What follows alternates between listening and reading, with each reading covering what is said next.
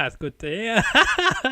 Welcome to the Edward Fowler Show here on this lovely Wednesday evening. It is the 24th of Feb 2021. And this is our last one, I believe, of this month. Who knows? There might be another one yet to come. But we're joined by a singer / songwriter, mostly in the pop / electronic dance genre. And this person also has been following me on Twitter for a few years now. But I remember plugging him on this show, I believe about a year ago, maybe 2 years ago, saying we're going to bring him on the show. Well, we've done that now. It took a while, longer than I thought, but we've got him here this evening. His name is Jack Rose. Welcome to the Edward Fowler Show. How are you this evening? Good. I'm doing very well, thank you, and I'm sure you are quite excited, hopefully, that the prospects of what the government announced on Monday might bring some joy and prospect to yourself and many other people in your industry of music and performing. Hopefully, man. Hopefully. I personally, if you want my honest opinion, I don't think shows will be going on until 2022. And even like them saying that everything's going to go back to normal on the 21st, I think it'll be later than that. Because I think sending the kids back to school in March is a big risk. Because if you look at the statistics, when all the kids weren't at school in like, do you remember when we had that sort of like free period during like, I think it was May and September or October. Yeah. When there was like no restrictions, nothing, anything. Yeah, I remember that.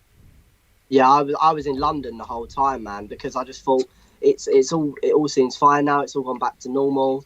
I was basically living in London, but I come back down to where I live, and we went back into lockdown in November because all the schools went back, and I know people that had been to school, like, because I have friends that are still in like sixth form and stuff like that. I'm only 19. I left last year, so I know people that are at school at the moment, and they're like, if school gets cancelled once more, I'm not going to bother going back because my exams have all been a waste of time and all of that sort of stuff. And I have friends that also went to school that got COVID from teachers at school and stuff like that. So, yeah. I don't think anything's going to be lifted on the 21st, but I reckon about September, October time. Really? Well, we'll have to see. We'll have to see. Now, we do apologise for people who may be tuning in. There is a technical issue with the stream, so it may be froze, but you can hear us. So either way, you can kind of see us, but a bit blurred. Don't know why that is. We apologise for that little interruption. Hopefully that will clear up throughout the show. I can't do nothing about it, unfortunately, but anyhow, at least you can hear the audio. That's the main thing. So, interesting news from you there about you don't think there'll be any shows this year, but... No. But apparently there's two festivals. Can't remember where they are exactly, but they're going ahead as apparently in August now. So perhaps it could happen. So we'll see what happens. I say there's a slim chance because they said they wanted to get everyone, such as they want. I think when they did the one on New Year's Day or the day after. Do you remember the one they did at the beginning of the year? Yes, I do. The announcement. That they wanted to try and get everyone that was over 80, over 70, over 50, and high risk people all done by this time now, and they still haven't. Because my mum's high risk, and she's diabetic, so she can get a vaccine and everything, but she hasn't got a letter or anything yet. So they're behind on track by the looks of it. But hopefully everything gets lifted because I'm sick of just sitting indoors all the time. Like I go out on my bike ride to get fresh air, but other than that, it's boring. And it's boring sitting inside. And I think I'm speaking for loads of people here as well. So. Oh yeah, you are, because many people are fed up. They want a change of scenery. They want to get back to their normal life, whatever that might be before 2020 and 2021. But with this news now, perhaps they can start planning for things to happen in the coming months, starting from next month with schools going back, and then end of March with beer gardens able to reopen and whatnot.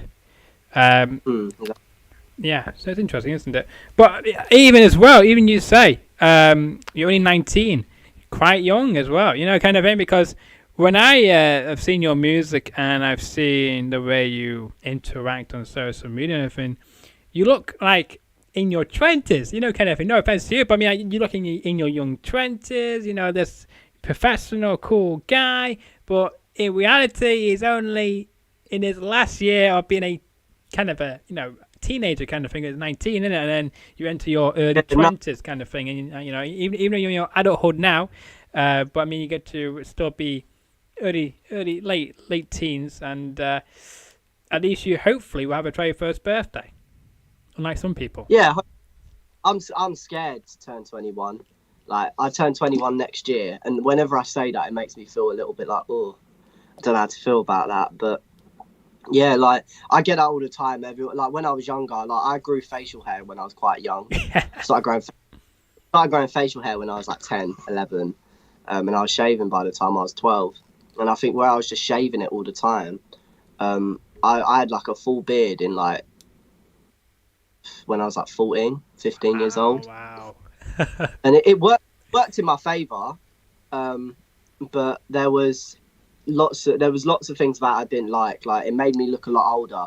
So like when I was younger, I was very into girls. Like, I'm very very like, I was very into girls when I was younger, like any teenage boy would be. Exactly. But if I tried to chat to any girl, I'd get called a pedo, I'd get called this, I'd get called that, just because obviously I looked a lot older. But like, I think it got to a point where I literally had to start whipping out my ID, like showing that I went to school and everything, like to prove it to people. Do you get what I mean? Yeah, I do get what you mean. Yeah. But like now I'm not so bad because I've got like an ID and everything, and so yeah. But like since I turned 18, I've never been ID'd anywhere. Never. It's because for what I just mentioned, because you look to be in your early to mid 20s in a good way, because it looks like you're like more of an adult than you do as a kind of a late teen, early 20 kind of guy, kind of thing. But it's quite good. But you never know. After this, now you may get asked for it next time. You may go somewhere because someone. Yeah, I might. Watch me. I'll go Tesco's next week. Go get myself some like food and go get wine or something. And I'll be like, yeah, you got any ID? And I just won't have it on.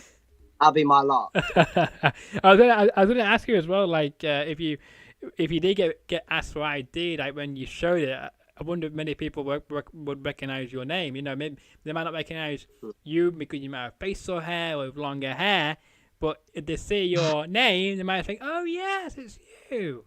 Of all people, I think I've only ever been asked for ID once, and that was at a show because I did Lincoln Pride in 2019, and I got off the stage and I said that I was 18. But when they booked me, I was 17. And they didn't believe me. I was drinking and everything backstage. So they just asked to see my ID and everything and was like, are you actually 18 or are you just saying it? I was like, no, I'm actually like 18. And I think they didn't have a permit to have people under the age of 18 performing. Oh, yeah. Something, so I don't know. But I got asked for ID then. That was a weird time to get asked for ID. I bet it was. But it's like whenever I've been to like nightclubs for like gigs and stuff, like I'm not the sort of person. I was never the sort of person to go clubbing before COVID. I think I went once or twice, and I didn't even get my ID checked. They didn't even check my ID. Like it was one of them nightclubs near where I live where a lot of people that are a lot younger get into just because it's one of them sort of clubs. But yeah, I'd never really been. I've only ever been twice. I've only been clubbing twice. Didn't like it. But when I've performed in clubs, like I don't get asked for ID when I'm going in and stuff like that. Like it's weird. It is weird, but here you go. New stories here, hopefully, in the Fowler show, talking about nightclubs and all sorts. Speaking about nightclubs, though, I mean, like, what don't you like about them? Is it because you're not performing in them? Is that why, or is it something else? This is the thing. It's not that I don't like them. It's not that, there's not enough girls for me to pull in there. It's not that at all. It's not that.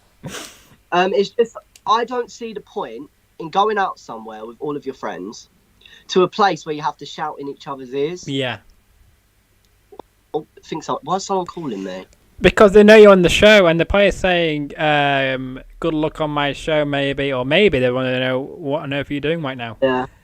It was an unknown number, so I've just declined it. Sorry. No, it's fine. Could be important. There we go. That was really unprofessional of me. No, sorry. it happens all the time on the show. Believe me, it happens all the time. People, I don't know what it's about this hour, but somebody wants to interrupt the show by calling my guest. So it's absolutely fine. I'm used to it by now. But carry on. I'm thinking about getting a spare phone for interviews and stuff like that. So then I can. He's still calling me. Maybe to answer it might be important. No, I'm not. I'm not leaving this midway through just to answer a call because knowing people I know, it's probably not important. Fair enough. Or someone's calling me because I'm on here. So someone's trying to take the attention away from me, but no. No, it's not the whole thing of I don't like nightclubs. I just don't like the environment, and I don't like some of them. Like I've been to one I've only ever been to one nightclub, but it's not a nice club in my opinion. Fair. But yeah, like that I've actually been clubbing in, not performing in. Yeah. But I do agree with you there about nightclubs. I don't like nightclubs either because again, as you mentioned, you got shouting people's ears, and the next morning you have like either a voice barely, or you have no voice at all, or your ears are just ringing because of all the music. Yeah, exactly that as well, because it's blaring, and that's not a sort of scene I like. So I don't really go in nightclubs really because of that reason. It's ridiculous. I think I think they should have a place where it should have music, but not too loud where you can't hear yourself think or able to hear other people. No, if I'm going out, if my friends want to go out, like we went out for Results Day last year, and I think it was possibly the best night out any of us have ever had because we literally just went to Weatherspoons and just had a couple of drinks and got drunk and everything. Like it was a funny night, and like we all just said to each other, like we don't need to go out clubbing to have a good night. We could just go to a bar or a pub or something. All of my best and funniest night outs have been at the pub. I've never had a funny experience whilst I've been out clubbing. See, there we go. See, this is one of the first guests on the show, which gets it, which absolutely gets it, that you can still have a good time going to your local pub or a local Weatherspoons and still having a brilliant time instead of going all the way into town to get lit up on the bright lights of clubbing and night clubbing and whatever else you might do, but you can still have fun and bang girls as well in Weatherspoons and in local pubs as well, kind of thing. Yeah, exactly. I just think going out clubbing, I think it's just going to either end badly or end badly. So there's not really a good way of saying it really, and it's just a waste of money. Yeah. Like you have to pay to get in. Your drinks are expensive. Whereas if you go to like a Weatherspoons, you can get the same drink, get it for free. Yeah. I'm a cocktail sort of guy, so I love going Weatherspoons. But I'm not really a drinker anymore. I sort of, in the first lockdown, I was drinking so much just because there was nothing else to do, and it just got to a point where I thought to myself, I'm not really enjoying this anymore. So I just stopped drinking. Like I have a drink every now and then, but I won't do it every day, or I won't go. Oh, do you know what? I really fancy a vodka and coke because it would just be something that I'll do, like if I'm trying to write or if I'm just having a chill night watching a bit of Netflix and everything. Because you're not on your own there, because many people who I've spoken to in the first lockdown started, drinking at midday or 12:30 or sometime in the afternoon, and they're thinking, like 2 months into that first lockdown, people are thinking, well, I can't keep doing this because eventually I'll return to work and I'll be bringing in like a cocktail or a vodka in with me and having it during the day. It wouldn't be a very good atmosphere. So they quickly stopped that and get back on track. Because again, I don't think they knew how long this lockdown was going to be, did they? But I don't blame them for that. But at least we now know what that is. What is your favourite cocktail then? Favourite cocktail? It's porn star martini, man. It's got a bit of passion fruit martini, porn star martini, whatever you call it, but it's just so nice. It's like mango, passion fruit, and vodka. So good. Good choice. Wherever I go, that's always the one I get. It's always the most expensive on the menu, but I still get it. Still get it. £12 a cocktail, don't care. I'm getting it. I always have to look at a cocktail menu whenever I go into any restaurant. So yeah. That's funny. That's funny. So let's talk about then your success, because you had a lot of success over the past few years, and you're originally from, I believe, from Kent. Is that correct? Yeah. I currently live in a place called High Haldon, which is just on the outskirts of Ashford in Kent. Oh, nice. So by my house, don't drive. No, don't drive. But I mean, I'll tell you one thing though. As long as you don't peer on loose women, and you don't sit in a place where there's a road going past your window, you should be fine. Because I'll tell you that because on when Paris Fury was on Loose Women a few months ago, and then recently, she was sat in the kitchen window, I believe, and a bus that goes past her house. So many people now know the company bus it is, and they now know whereabouts the area where she lives in, because it's like a countryside. So they can now all find where she lives. This is not very good. So that's my advice to you. You've done the right thing. You sat in, I think, your studio, I'm guessing. It looks like a studio to me. Yeah, I'm sat in my studio. No windows, no nothing. People have seen what cars are on my drive, and people have seen what my drive looks like. But other than that, no one knows exactly where my house is besides my friends. Good. So. That's good, because I know again, some YouTuber has posted some interesting videos over the past few months about some people being some person has found their address and then burgled them, and then he posted it on their social media. That same person then comes back to the same house again, try it again.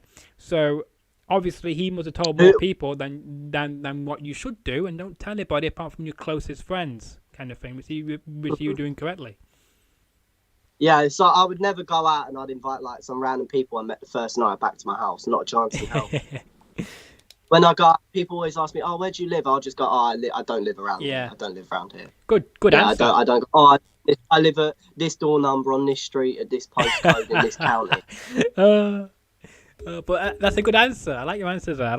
But I mean, your success has been wonderful. And when you first started out, did you expect to receive the outcome of getting a lot of feedback and you growing so fast, or did you thought this may take a few years or a few months or something to maybe get to where you were back then? Yeah, when I was younger, I never thought I'd get to where I was. Like, I wouldn't ever think I had like the official charts doing like a bit on me, being in Music Week and stuff like that. Like, I forget about it half the time just because I try not to think about it, because at the end of the day, I do all these interviews and all the people interview me and like, "Oh, what's this about you? Like, what's your new track about?" And it's like I love sitting there and having conversations like this with interviewers, just because I'm a normal person too. I'm not just a musician. I have a life. I live life. I wake up. I breathe the same air and everything. So like, I forget some of the things that I've done sometimes, and it takes my dad or my mum to remind me about certain things. Just because I grew up I didn't grow up poor. I grew up quite well. And I've always been taught to not take everything for advantage, and I don't let it go to my head. I just try to think of everything as if it's just a small achievement in my life, like putting in a light bulb properly or something like that, just something simple. I don't try and think of it as if like, "Oh, I performed in front of 10,000 people," but I just think of it as like, "Oh, I just did a small little gig." Yeah. Like, I don't want to make it seem like when I'm talking to my friends that I'm bragging, or if I'm talking to a random person that I don't want them to come away and think, "Oh, he's a bit of an idiot," and stuff like that. Like, I don't want people to think of me like that, because I am just a normal person. And like, my friends will say that they'll say my friends know exactly what I was like in school. I was not the most academic. I've struggled with my GCSE and A levels and stuff like that. Like, just because I was so focused on my music. And yeah, but I don't want people to, if I ever did blow up and I was in the charts, I wouldn't want people to think of me as like some massive celebrity, or like I'm like a famous person from the area, because I am just Jack Rose that lives a small, quiet little life in a little village in Kent. So, but your music is getting onto the charts now, and hopefully soon may get onto the the mainstream charts as well. Hopefully, You know, hopefully, and if I do, I think that'll be the one achievement that I've had that I'll think, yeah, no, that's sick, that's sick. But because it'd be pretty cool to see you on the billboards, the top 40s, on Capitol, the hits radio and such like that. I mean, It'd be phenomenal. I was on the official charts once, but that wasn't for a chart thing. That was I was just on the new releases page. But it's still better, you can still say I've appeared on this particular charts. And I mean, as well, one of your songs is that you're talking about the Music Week UK official, because one of your songs called "Feel Better on My Own" reached number 6, didn't it? Yeah, that was my last single, and the support I had on that last single was so overwhelming, man. I just remember on the build up to the release, the amount of people who were just behind me and were just willing to put the hours in and like work with me. Like, my team are incredible, like Tracy, Matt, Simon, Sue, all incredible people. I love them all to bits, and they've done so much for me. Mark as well. Mark's been incredible, and I'd love to thank my team. I'd love to thank my mum and dad as well for helping me out. Lee and Michelle with Diva Records.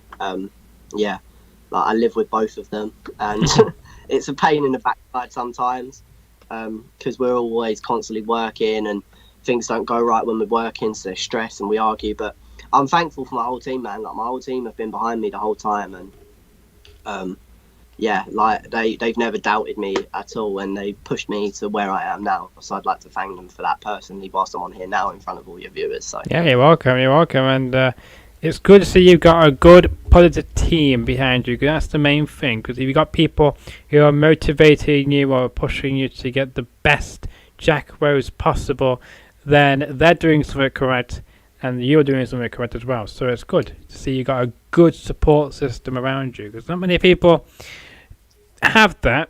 They think they do, but they think themselves, well, I should be here, but I'm not. And then they start doubting themselves. Well, you got a good support system, you got the good people around you, and you got your own friends as well, who I'm guessing as well are supporting you more as well. You can support it. My friends rip into me 9 times out of 10. Only joking about, but like, they rip into me about my music all the time. Like, because I used to have a really unique way of singing. Like, I never used to pronounce words properly. Like Sia and all of that, and I just used to get rinsed for it. But my friends support me. Like, all of my friends recently have. Because they used to think, oh, he's just gonna do a couple of gigs and he's not gonna like get anywhere. But like, recently, my friends have been like really, really proud of me, and I get constant messages from loads of people, saying they're proud of me. Even my parents' mums as well. Like, my parents' mums like post about me all the time and everything. Like, it's so sweet. It's so nice to watch and see. That's good to hear, because it's good to see you're reaching a large audience, and through your parents as well. Their parents, friends are seeing it as well. It's quite good. So it goes a far way. Yeah, it's overwhelming, man. Like, the support I've had on these last 2 singles have been incredible. Like, I never thought I'd ever get it. When I was a kid, I wanted to be a singer so bad. Like, from the age of 4 or 5. I used to sing High School Musical with my sisters, and like, that's how I got into singing, and I went to performing arts schools and everything, and that's how I got all my confidence. And to see where I was like 10 years ago compared to now is incredible. Like, I would never have thought when I was 9 years old that I would ever be doing music as my job, really. I wouldn't even call it a job, to be honest. It's a hobby, because I just love doing it. It is. It's a hobby, and it's cool to see you're succeeding at it. That's the main thing as well. Even though it might not have been the full thing you were expecting it to be, but it's maybe something on the side today. But it's now turned into not just your hobby, but your job, and it's something you love as well. I would love more. I'd love more, man. I'd love for it to just be bigger, like get bigger and bigger and bigger with each release. I'm sure it will. But you never know. It could be very short-lived. This could be my last thing. Hopefully not. It could be the last thing I do. You never know, just because it might just all go downhill. No. Finger won't, but I don't think so. I don't think it will, but it's, you never know. Anything could happen in the next 6 months, I could lose my voice for all you know. Like I could lose my voice box and mess up my nodules. So that's what happened to I think it was Alexander O'Neill back in the 90s. So yeah. Well, I do hope that doesn't happen to you. I don't think this is the end of Jack Rose yet. I think this is the beginning of Jack Rose. I think you got many, many more decades to come. It's a new chapter. The new chapter, yeah. It's a great way to kick off 2021 for you with your new single Rockstar as well. It's very cool, very it's a great pop song, and I loved listening to it. And I even included it into the story I shared on my Instagram page today. So if you want to hear a clip from that, go to my Instagram. You can see it when I shared it with Jack Rose. Also, as what's available as well on YouTube, Spotify, Apple Music, Google Play, I'm guessing, and many other places where you can get your music from as well. But I mean, did it take long for you to find the lyrics for that song? No, not at all. To be honest, I wrote the first bit, just messing it. The song Rockstar as a whole, it was a whole joke. The whole song was a joke. I wrote the song as a joke, and what it was is it was in the first lockdown, I think it was. I was just hammered one night. I just got really bored. I was playing Monopoly with all my friends on FaceTime. We used to play drunk Monopoly, which is quite cool. And we was all drunk. We come off FaceTime. It was like 1 a.m. And I was just like, do you know what? I'm gonna go write a song. So I sat down and I wrote the chorus to the song. And the original song was called Gucci Valentino, right. which got changed, of course, because that's not a very good name for the track. So I sat down, I wrote that, and I just thought, I'm going to bed. I can't be arsed anymore. I'm tired. So I went to bed. And then the next day I sat down and I thought, there's nothing I can do with this track. There's literally nothing. So I just found lyrics in my old songs that fit the track, like not like old songs I hadn't released, and put them in. And it fit, and then I just started writing it and writing, and the song was basically just not a way to ridicule, if that makes sense, but a way to like sort of take the mick out of American rappers in a way, because there's a whole thing that American rappers just like money, designer clothes, girls, and like partying and stuff like that. So that's what the song was sort of based around. You get what I mean? Yeah, I do, and I can feel that in the actual track as well. I can feel that in the track. And I showed it to my dad and everything, and he was like, that's really good. And I was like, seriously? And he's like, yeah. So I went back upstairs, and I think I spent the rest of the next day just really writing the whole song to make it more serious and more better. And yeah, it started off with a lot of funny and questionable lyrics, but I sat down and I'd spent a whole day just writing the song, perfecting it, getting all the lyrics right, writing new raps, rewriting lines and everything. So yeah, and then we got in the studio and recorded it, and then it come out last Friday, and it's doing a lot better than I thought it would at this stage. So that's good. Yeah, I'm great. That's good to hear, and I want to know about the feedback you're getting from it. Was it instant feedback since you released it? Many people got in contact with you saying this is a banger of a track. This is going to be the best song of 2021 from you already, without any other tracks coming out yet. I want to say 10 minutes after, 10 minutes, 20 minutes. Nah, maybe a little bit later after the song come out. I think I just got flooded with messages. Just flooded. And the whole next day I just had got people adding me on Snapchat and messaging me saying, oh bro, your song's so sick, your new song's hard, it's the best one you've done, and all of that. And like I was grateful for it, man, like, because I never had support from people I knew as well. Like there was people I knew, like I don't want to say I'm a joke, like I'm a joke to a lot of people, because I'm not a joke. I'm a very serious person to a lot of people. And a lot of people know that what I do is how I make my money and how I live my life and everything. But there are people in Ashford who, like, where I live, who like take the mick out of me for like doing my music and everything. But I'm just like, if it's what I want to do, then it's what I want to do. But I've had people that used to take the mick out of me start messaging me as well now, saying that my new song's sick. And it's just like, are you saying that because it's a good song and you think it's going to do well, or are you saying that because you genuinely mean it? Do you get what I mean? I do. I actually read something into that as well, where it was on a YouTube video, and they say that people who you take a mickey out of you or stuff will try and be your friend, or try to be who are jealous of you and try, and all this other stuff. And I'm starting to see it as well with the people I'm getting on this show. So I actually understand what you're saying as well. It's like there's people that I had on, like there's people I went to school with, who I didn't like at all, used to bully me, all of that. I used to go to football on a Thursdays. I used to play in a six-a-side league, and this whole team of boys on the other team, they used to bully me in school, take the mick out of me, everything. And they all come up to me and was like, Jack, how's everything going, man? You're doing so well. Can I get a photo? And when you're just tempted to turn around to someone and just tell them to do one, basically. I didn't do that. I was just nice. I was like, yeah, of course. I got a photo and everything, just walked off, didn't say anything else. Like, because this is the thing.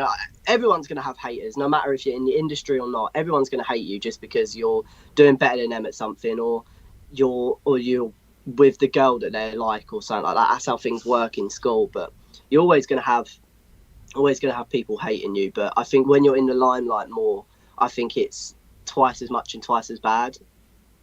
Yeah, I agree there. And you gotta build your strong backbone, as they say, in the public eye, to deal with it and not let it get to you as much. Try not to get it much to you, because again, because it can affect your mental health, your ability to do anything. It can affect your mood. And and all sorts can change, can't it, if it gets to you? But you're doing good things, and it will hopefully get even better for you as well. And can we see any more tracks coming from you in 2021? Yes, you can. I'm aiming. I'm probably not going to do this. Okay. I'm probably going to flop this. I'm probably going to flop this. I'm not going to lie. No problem. But I want to try and get 3 or 4 tracks out this year. I've been working on a lot, but it's just whether they're up to scratch and ready. Do you get what I mean? I do. Also trying to find a producer to produce the beat and stuff like that. So, because I have a really weird method of writing songs. So I'll go on YouTube, type in like, so for my last track, it was a beat that was inspired by an artist called The Kid Laroi. Okay. So say you want to write like a Post Malone type track, right? You'd go on YouTube and you type in Post Malone type beat, and then I'd go through all of them ones and find whatever one suited what I had in mind. But yeah, that's what I do. And with this, like my last track, it's produced by a guy called. My last 2 tracks actually was produced by a producer duo called SK, the first one, which is a DJ duo of Callum Knight and Jack Sprigg, 2 amazing boys from Lancashire. And the second track was produced by Callum, who I just mentioned. So yeah, but yeah, it's I'm trying to get as much music as I can out this year, just because I want to try and push myself. And I think if I'm releasing more music, I'll be in a lot more people's vision. Do you get what I mean? I do. Because more people get to hear about your music, the more tracks you release, the more attention it can bring to you, and to help to build your reach even further as well. Because you've got like it could be wrong here, but your social medias on Twitter, you've got, I think, it's either 71 or 81,000 followers, and then on Instagram, I know much better because of that, 38,000 followers on there. So very, very, very good. And of course, your Snapchat, you probably got like, I don't know, maybe even plus those 2 together, you probably got over 100,000 probably. I've got over 5 to 10,000 people on Snapchat. There you go. That's a lot more than I do. There you go. All them platforms. And then if you add all those up, it's a huge reach you've already got there. And I'm sure it's going to continue. I think my reach is about 250,000, if I'm correct. Not that I check it. But there you go. Yeah, that's a fantastic amount of reach. And, maybe this could be the year where we could see you when I'm a celebrity, or some competition I'm show. a celebrity, I would never go on that show because I'm just scared of everything. Literally, I think if I went on it last year, Yeah, I'm in the castle. I would have been terrified, man. I hate it. I don't mind spiders. It's snakes. Snakes I don't like. Yeah, Like I have to agree there. I would go on it just to have the experience. But yeah, to have the experience, I'd refuse to do it. Yeah, we both said the same I'd thing. be Yeah. the first one off. But I mean, have you of your knowledge, have you ever been asked to do any competition shows as of yet? I know you do some TV work as well. I got asked to do a TV show in America, where I'd have to fly out to. I'm not going to say the show, just for reasons. But I got asked to do a show in America. It's not on anymore. It was on for 2 seasons, and it was a singing competition. Oh, yeah. And they basically tried to find loads of people to do this thing, and you go out to LA for I think it was 4 or 5 weeks. Okay. And it was and the judges on the show were like DJ Khaled and P Diddy and stuff like that. So it was all like big industry people, and I turned it down just because it was during my GCSEs and I didn't want to go out to LA during my GCSEs. Don't blame you there. That's more important to have a backup plan in case. I've been asked to do extra as well. Yeah. Been asked to voice. I've been asked to do every single type of talent show you can think of. That I can think of, yeah, like all the big ones anyway, like X Factor, Britain's Got Talent, everything. Interesting. Like it's mental. It's mental. Like I would never do it. I'd never go on anything like that. I don't think. Like if I genuinely, because it takes a lot of training. It takes a lot of knowing what you can do and like knowing what your best is. And I still haven't found my best. I don't think. And I still think I'm working and experimenting with a lot of things in my voice. Do you get what I mean?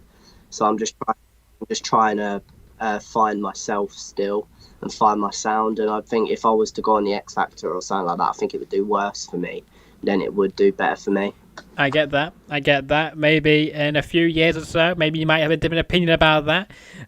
But you never know. But we never know. We'll wait and see. But in your bio, it also said you do some TV presenting as well. So tell us then, what shows have you been able to put either your voice or your face to over the past few years, and have you enjoyed them? My face. I played a serial killer on a TV show. Didn't have any speaking lines or anything. Really? It was like a documentary. Oh, okay, got you. So I played a serial killer during his teenage days. Wow. It's a guy called Joseph Krull, I think. I think that's what his name was. I can't remember. This was years ago. No, don't blame you, but it's interesting. Yeah, and I went up to. I had to go up to Tunbridge the first time, and I had to like pretend to like beat a pig with a hammer and take loads of stuff around like this farm.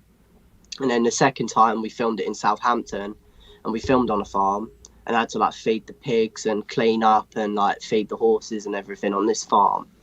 And yeah, it was good. But I think the one thing that I didn't enjoy was having to walk around in a Nazi uniform. But yeah, because that can be taken out of context. Because there's the first scene you see of me, I'm putting on a Nazi armband. Yeah.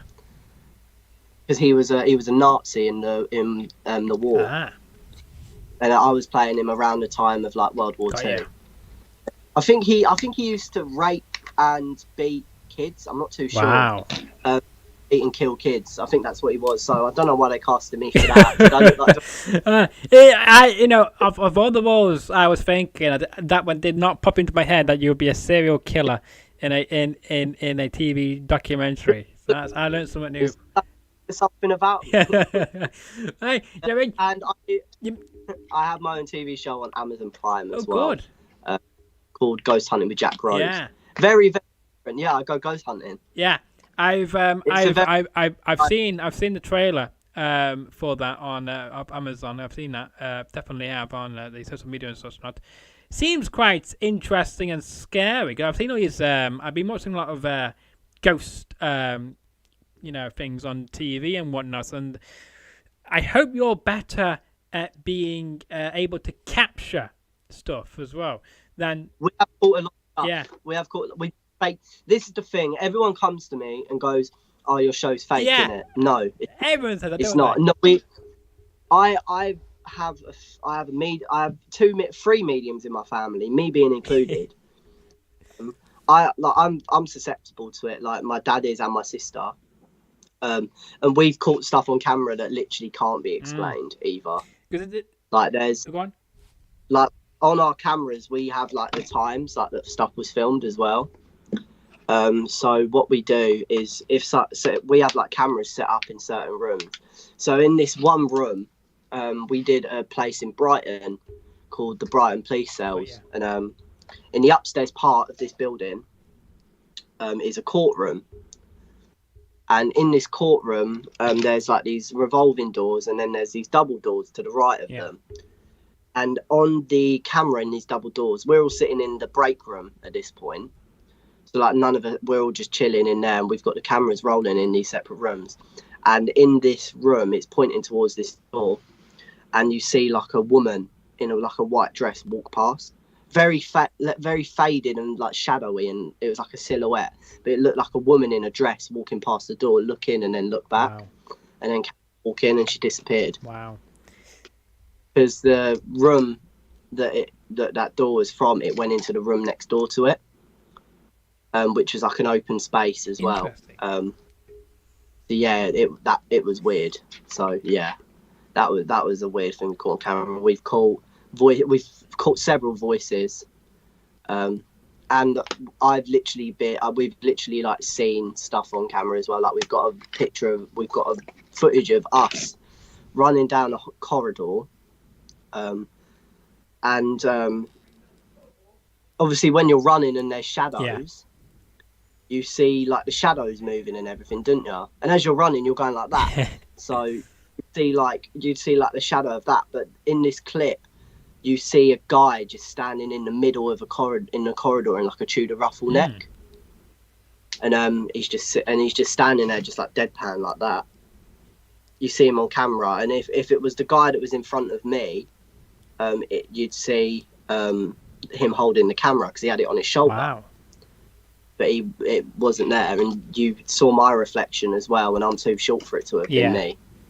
So and the girl that was there with us as well, she was too small for it to be her as well. So explain that, people. Explain that, because I've seen there's a show on Sky History to do with conspiracy, to do with ghosts and whatnot. I can't remember the exact name for it, but it's on TV anyway. It's on TV. Go on Sky History, you'll find that when they look into different ghost stories and they show video footage, and then they show the person who caught the footage, asking their opinion about what's going on. It's quite interesting, I have to say. And I've seen another show, can't remember what channel it was on, but it's about these three American people going in different ghost haunted places, and they spend a night in it. But they didn't do a very good job. Is it Paranormal Lockdown? It might be that one. Yeah. It sounds like that. But I don't know if that's on Sky, because the guy that runs that does Paranormal Lockdown is the guy that found my show and helped me get it on Amazon. Oh, nice. That's good. Yeah, he was part of a big ghost hunting thing back in the 2010s. He don't do it anymore. He has like his own shows and everything now, and I think that might have been. I'm not too sure. Maybe that one, but there was three of them, two guys and one woman was involved. But when they were shooting stuff, when there were things happening in this haunted place we were at, you couldn't really see anything because they kept running away and screaming and moving the cameras about because they were shooting it all themselves. They didn't have like a camera crew or anything like that. So it was quite a ridiculous show because you couldn't see nothing because they were either screaming and moving the cameras all over the place. You couldn't really see it. Like if you did see it, Yeah. it's about a split second before the camera moved. So you know, it's not the best show I've watched. That's the one thing we don't do. We if we see something or hear Yeah. something, we'll film it the part we hear or Yeah, see. that's good. See if we can catch it on camera. So, and we'll just try and stay still. Like even if we're like panicking and scared and everything, like we just try and stay as calm as possible. Are you going to be shooting a new season of Jack Rose Ghost Hunting on Amazon Prime, or is that? Yeah. We are. We're going to do that. Going to do it once all this COVID stuff's over, I think. Yeah. So. Yeah. Will that be? What season will that be? Because my mum and dad. Sorry for interrupting you. I'll do that. You finish. I'm just saying. What season will that be when you do come back? Be season Yeah, 2. season 2.